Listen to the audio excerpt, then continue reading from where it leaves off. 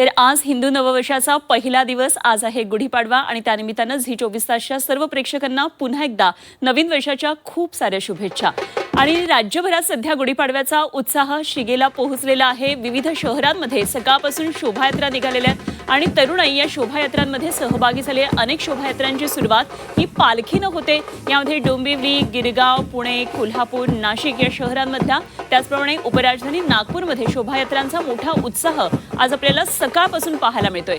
या शोभायात्रांमध्ये विविध चित्ररथ, सामाजिक संदेश देणारे विविध चित्ररथांबरोबरच तरुणाई सुद्धा सहभागी झालेली आहे। विविध मर्दानी खेळांचं सादरीकरण होताना पाहायला मिळतंय आणि महाराष्ट्राची जी एक परंपरा आहे, ऐतिहासिक जे खेळ आहेत मर्दानी खेळ, त्याचं प्रदर्शन आपल्याला या ठिकाणी पाहायला मिळतंय।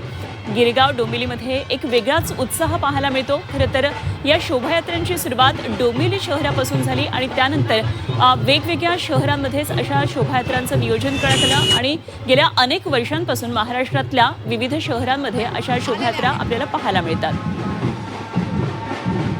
नाशिकमध्ये सुद्धा असाच शोभायात्रेमध्ये मोठा उत्साह दिसतो आहे। आमचे प्रतिनिधी सागर गायकवाड नाशिकमधल्या शोभायात्रांमध्ये सहभागी झालेत, पाहूया।